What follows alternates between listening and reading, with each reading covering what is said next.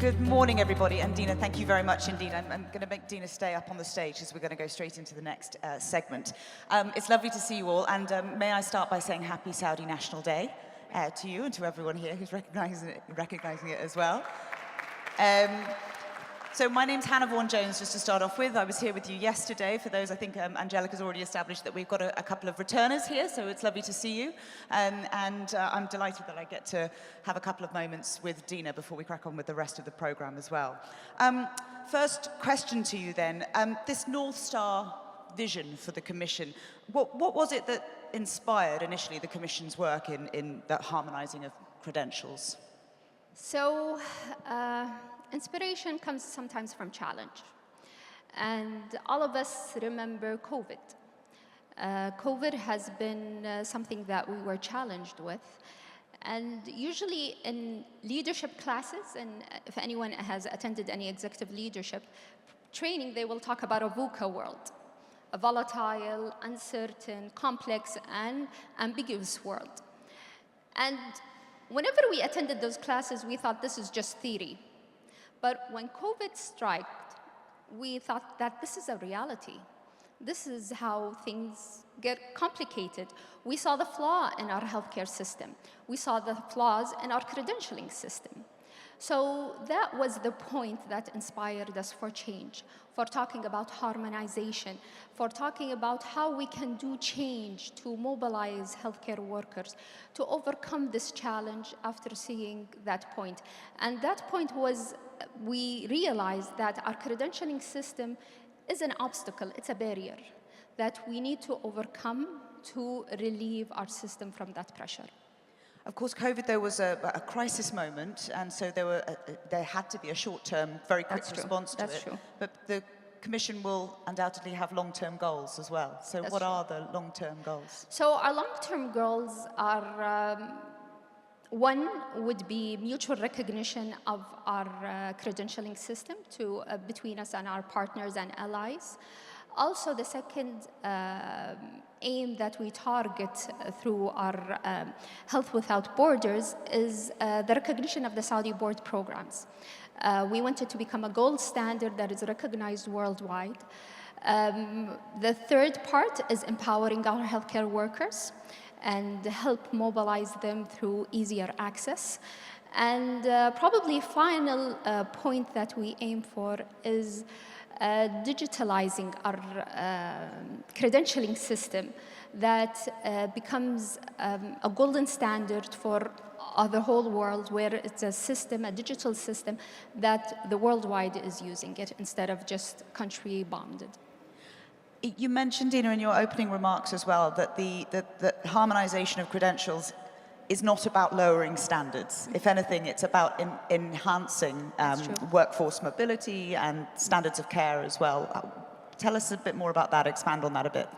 So we talk a lot about harmonization, and we need to know that harmonization is not lowering the standard.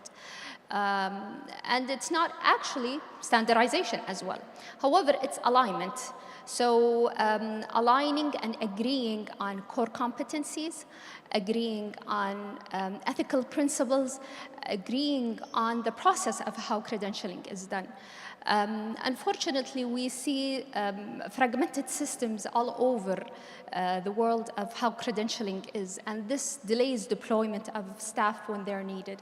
It also delays time. There are some studies that shows that credentialing of one healthcare professional takes around 6 months to be credentialed. Imagine the waste of resources that are scarce already, and still we're wasting time to get them accredited. So harmonization is accepting and aligning credentials with other partners, however, without losing the local context of each country, of each region, or the sovereignty of each standard for every country. And of course, harmonization is one part of the puzzle, I suppose, but the bigger picture as well is presumably very important to you and the work of the Commission. How will your work and the work of the Commission then pave the way for greater equality, for example, for women, for minority groups? Well, you speak about women's support in the healthcare sector, and this is what I'm passionate about. And this is the question I emphasize. Please ask me that question. You did say, please ask me that question. I'm very happy to. My colleagues know that already.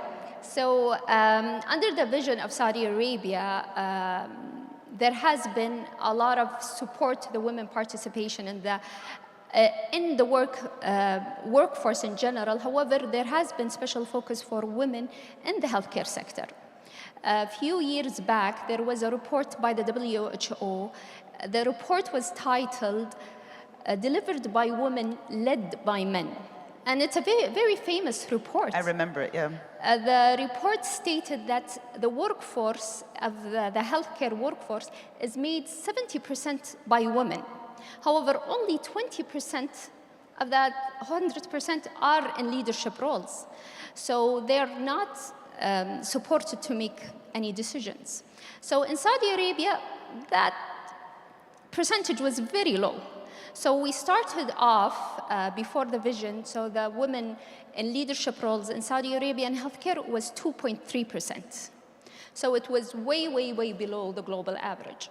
But with a lot of reform, with a lot of empowerment, with a lot of support from the government, we've seen a lot of reform that happened in a lot of standards and policies and regulation, where women are given equal opportunities to education, training, equal pay, scholarships.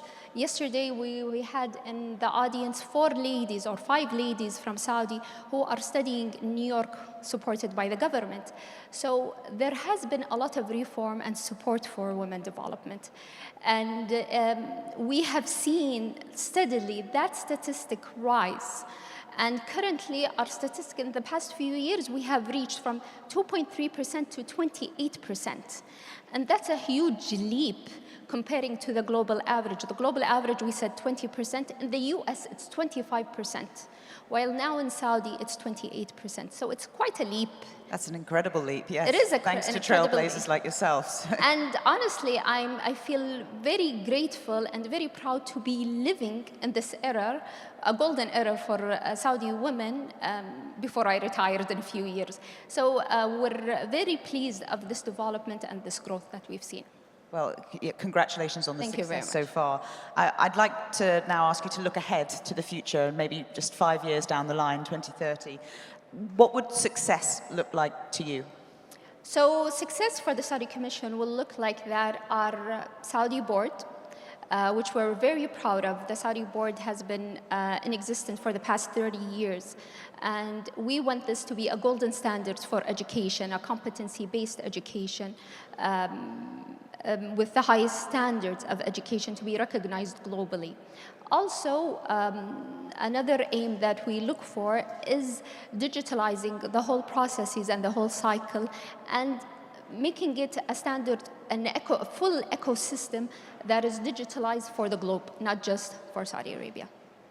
Well, it's wonderful to hear first of all, your opening remarks and also to get your vision as well for the reason that we've all been brought together over these 3 days here in New York. Please, everyone, join me in thanking Dina Awasmal. Thank you.